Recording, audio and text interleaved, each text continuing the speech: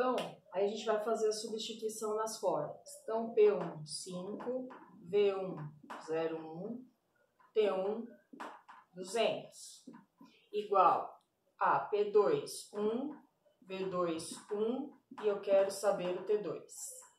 Para mim resolver isso, eu vou precisar fazer uma multiplicação em cruz. Então, 5 vezes 0,1, 0,5 vezes T2, igual a 200 vezes 1, que é 200. Para mim achar o T2, o 0,5 que está multiplicando vai passar dividindo. Então, 200 sobre 0,5, isso vai ser 400 Kelvin. Então, aí nós temos o primeiro exercício. Para o segundo exercício, também nós precisamos fazer os mesmos passos. Separar as grandezas. Porque se nós precisamos fazer as conversões das unidades, é neste momento que nós vamos realizar essas conversões. Então, eu tenho que um gás é transferido de um recipiente de 1 litro a 27 graus Celsius. Então, 27 mais 273. Aí eu tenho 300 Kelvin. E 2 atmosferas. Para um outro recipiente que tem 6 litros e 177 graus Celsius. Vou fazer 177 mais 273 e chego a 450 Kelvin. Ele quer saber a pressão final. Então, quando eu tenho isso, eu faço a substituição na minha fórmula e as coisas ficam bem mais simples. Então, tenho lá a fórmula e vou fazer a substituição. É sempre legal a gente acompanhar a sequência para vocês verem justamente o que vocês acharam e substituir no mesmo lugar, não bagunçar a fórmula. Esta ordem ajuda nos cálculos.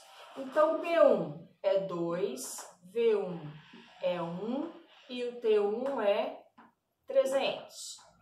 Aí eu tenho P2 que eu quero saber, V2 6 e o T2 450. Também vou fazer uma multiplicação em cruz. P2 vezes 300 vezes 6, 1.800, igual 2 vezes 450, 900. 1.800 que está multiplicando P2, ele vai passar dividindo. Então, vai ser 900 dividido por 1.800. E neste caso, a pressão final vai ser de 0,5 atms. Então, vocês viram que quando a gente substitui os valores no lugar certo, faz as multiplicações em cruz, a única coisa que vocês precisam prestar atenção e que muitos erram é o que está multiplicando a incógnita sempre vai ter que passar dividindo e não como o numerador da fração. Aí o exercício 3. Então, terceiro exercício é a mesma coisa. P1, V1, T1, P2, V2, T2. E aí o exercício 3 diz 15 metros cúbicos de volume. Eu não posso usar os 15 metros cúbicos. Tenho que transformar em litro. Para isso eu multiplico por 1.000 e vou ficar com 15.000 litros de nitrogênio. Foram medidos a 227 graus Celsius, mais os 273, eu chego a 500 Kelvin e 2 atmosferas. Aí ele diz que a pressão foi reduzida para 1 atmosfera. O volume atingiu 18 metros cúbicos. De novo, transformando para litro vezes 1000, eu vou ter 18.000 litros. E aí ele quer saber a temperatura final. Substituindo os valores na fórmula,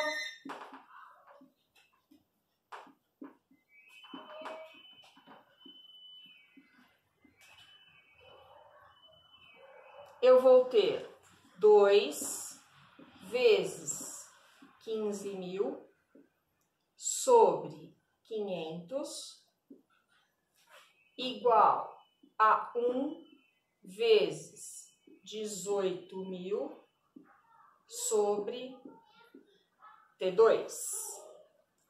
E aí eu vou ter 2 vezes 15.000, eu vou ter 30.000 T2.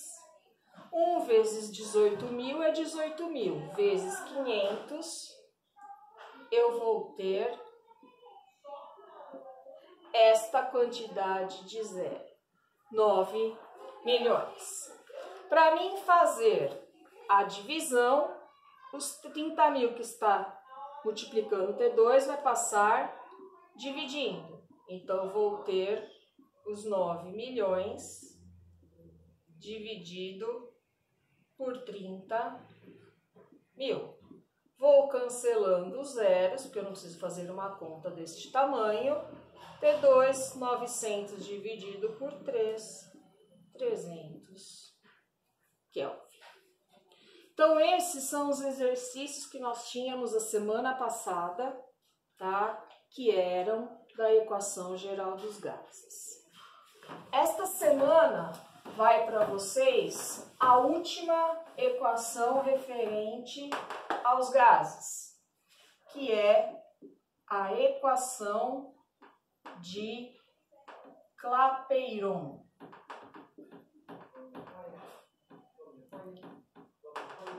O Clapeyron, ele seguiu as normas dos gases, mas ele queria saber a quantidade de gás que seria utilizado.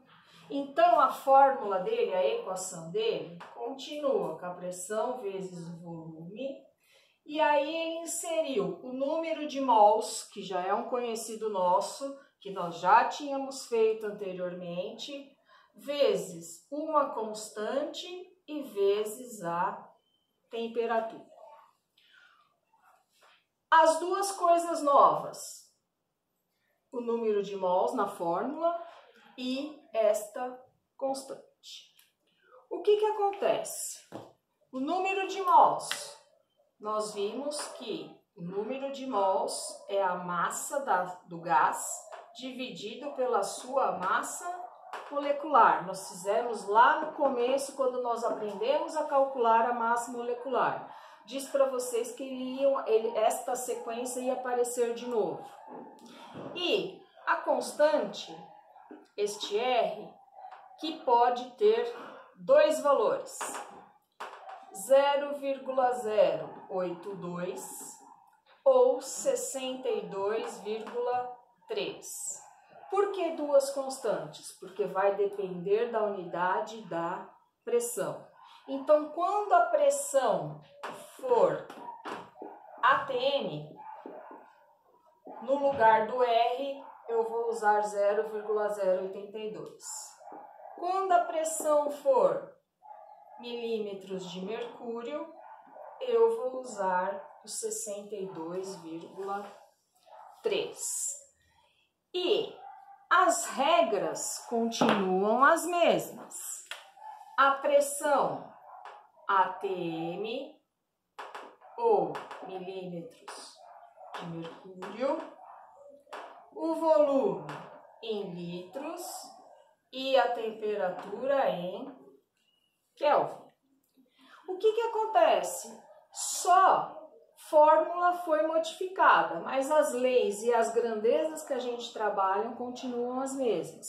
E o número de mols, que já foi uma coisa que nós trabalhamos. Então, a única coisa que eu vou falar para vocês que é diferente, que eu vou recordar para vocês, é como que a gente faz o cálculo da massa molecular, que vocês podem ter esquecido. Então, se eu tivesse este gás aqui, NO2, para mim saber a massa molecular dele, eu tinha que fornecer para vocês o valor do N, que era 14, e o valor do O, que é 16. E a massa molar, como que eu faço? Eu somo os elementos, multiplicando o número de vezes que eles se repetem. Então, eu tenho um N, mas eu tenho 2 Os. Substituindo os valores, então 14 mais 2 vezes 16, 32. A massa molecular do NO2 é 46 gramas por mol. A massa aqui a gente sabe que é gramas e a massa molecular, gramas por mol. A fórmula pode aparecer desse jeito, mas também pode aparecer com a definição do número de mols, que é a mesma coisa. E para resolver esta equação, a gente substitui os valores e faz uma multiplicação em cruz, porque aqui também é como se fossem duas frações. Vai ter um texto lá para vocês com a equação de Clapeyron, os exemplos, e ainda também tem um link do YouTube para vocês verem, tá? Então, até a próxima.